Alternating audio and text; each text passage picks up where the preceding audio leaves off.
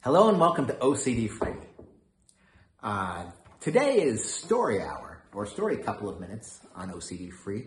We're going to read from my book, OCD-Free by Eric Gordon.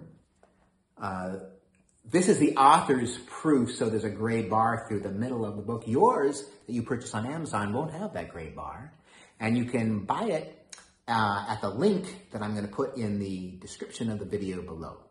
You can buy it in hardcover or paperback.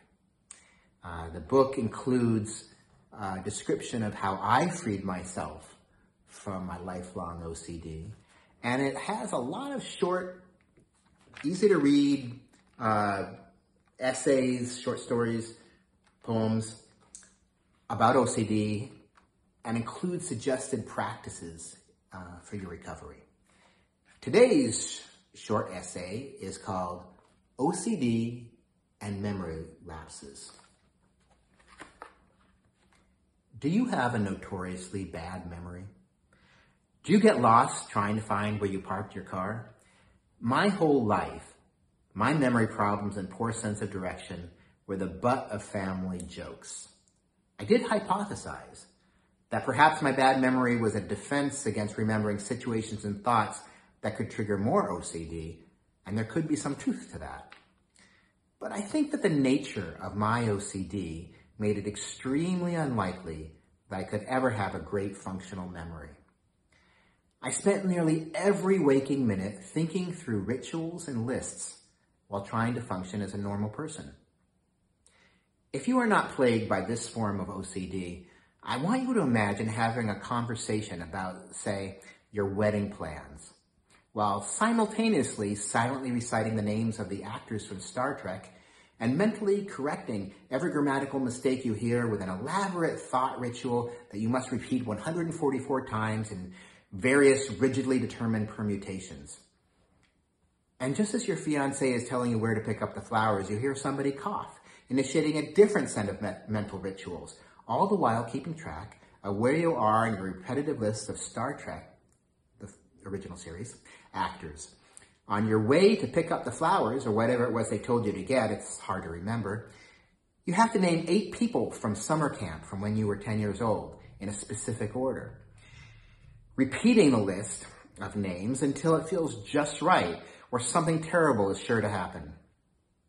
Then a car honks, and you have to spend 10 minutes thinking a ritualized thought pattern about that, and you realize that you have to drive back to where you left your fiancé because you need to touch the curb again with your right foot. No wonder you can't remember things. And no wonder you get lost while driving. OCD is the opposite of mindfulness, and mindfulness is what you need in order to be involved enough in your life to remember what you were doing and what you did a year ago. My childhood is pretty much a blank to me. I used to conjecture that perhaps I experienced a trauma that made me forget what happened from age 2 to, last Wednesday. But now I know that it was simply the constant distraction of my OCD. It may be that your bad memory is not a personality trait, that it's not an inevitability. It may be that your OCD is interfering in your ability to keep track of the details of your life. And that is certainly understandable. This implies that once you shed your OCD, that your memory will improve. And guess what? Mine has. Here's a suggested practice.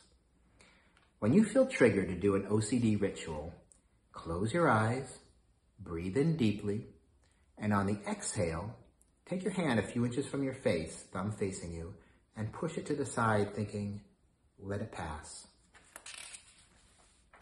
The motion is like the swipe of a car windshield wiper. You are pushing that thought out of your head and moving forward. Let it pass. I'll read more from my book in future videos. And remember, you can purchase OCD-Free by following the link in the description of this video.